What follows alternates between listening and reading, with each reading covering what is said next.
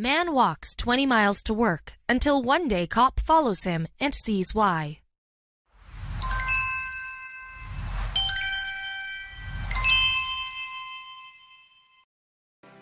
The cop car pulled up alongside him, but he continued to plod forward. But the cop car continued to follow. He had to make it. 10 miles to go and he'd be safe. He looked at his watch and walked faster, his legs burning as he powered on. But there was no deterring this policeman. Walter Carr had moved to Homewood, Alabama with his mother after tragedy struck. They had hoped to rebuild their lives after their home was destroyed by the monster hurricane Katrina and wanted a fresh start. Walter was a 20-year-old student, but he was determined to work to support his mother. Little did he know just how hard that would prove to be. Walter had heard that there was a position available at Bellhops, a moving company about 20 miles away from where he lived.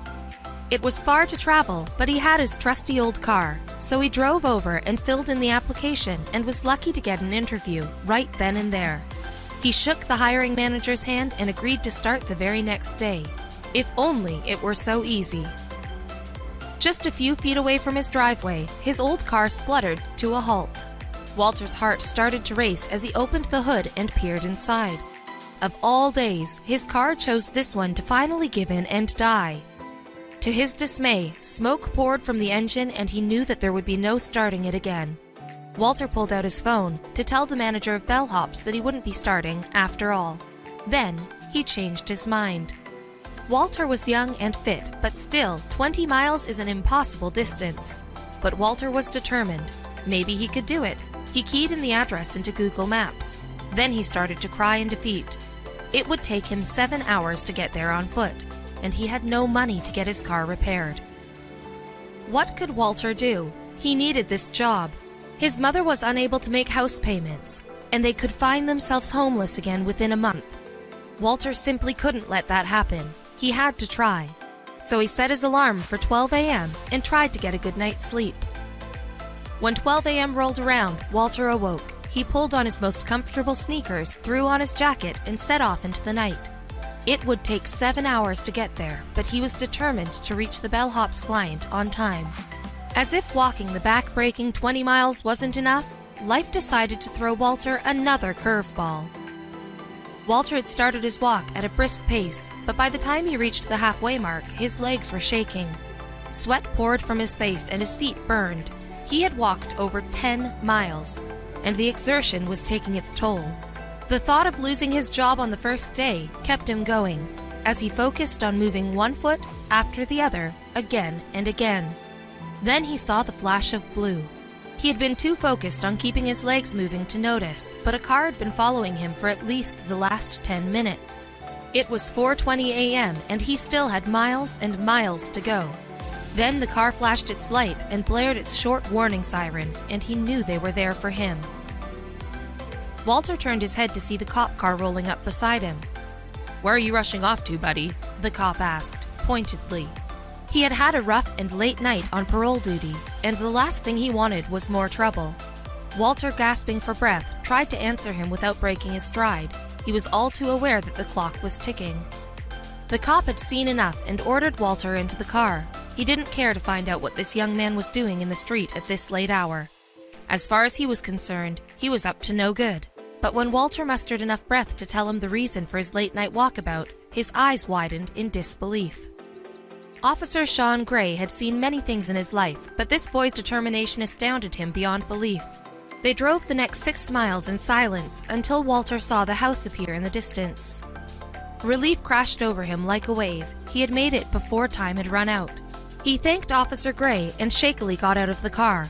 But there were still more surprises for Walter on that fateful day. The policeman escorted Walter to the door and told the homeowner, Jenny Hayden Lamely, how he had traveled 14 miles on foot to help her with her move. She was flabbergasted by his dedication. When the rest of the Bellhops crew arrived, Walter tirelessly got to work loading boxes onto the moving van. He was exhausted, but he kept going. Then, Jenny wrote the post on Facebook that exploded overnight. Jenny's Facebook post read, "Yesterday was a long day, but a good day. Chris and I woke up around 5:45 a.m. to get everything staged and ready for our movers. Around 6:30 a.m., the doorbell rang. It was a police officer. He proceeded to tell us that he had picked up this nice kid in Pelham early this morning. The nice kid, Walter, said he was supposed to help us with our move today. It was his first day with his moving company, Bellhops, and he was training today. The officer proceeded to tell us that the previous evening, Walter's car broke down and he didn't know how he was going to get to work. So he left Homewood at midnight and started walking to Pelham on 280. He walked all night to get from Homewood to Pelham because he needed to get to work. Jenny was so awed by Walter's determination to get to his job that she started a GoFundMe account to raise the money he needed to repair his car. The target was set at $2,000, but when the Nietzsches read Jenny's heartfelt post, the original amount was exceeded by a whopping $32,000. But soon after, Walter's actions got the attention of Bellhops CEO Luke Marklin. Marklin immediately got into his Ford Escape and drove it from Tennessee to Homewood. On his arrival, he presented a gobsmacked Walter with the keys. Walter couldn't believe his eyes. The CEO of Bellhops had just given him his own family car. It was all too overwhelming, and Walter started to cry. He had never experienced such kindness before, as the whole community rallied behind him and cheered him on. Walter's exemplary behavior has inspired thousands of people, and Jenny's original Facebook post has since garnered an astounding 2,000 shares and comments. One commenter wrote, "I'm definitely really touched by his journey as well. It's impressive how we can give excuses to not do something, but then there are people like Walter who don't like excuses and just do it." And another, "Life has made challenges. Walter passed the test. Gracious and humble man." I can't imagine how many times on that lonely walk down 280 in the middle of the night did he want to turn back. How many times did he wonder if this was the best idea? How many times did he want to find a place to sit or lie down and wait till morning when he could maybe get someone to come pick him up and bring him back home? But he walked until he got here, Jenny wrote in awe.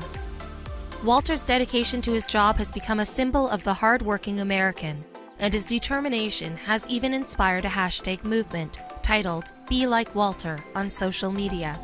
But Walter remains humble and shrugs off the praise, saying, "I just walked."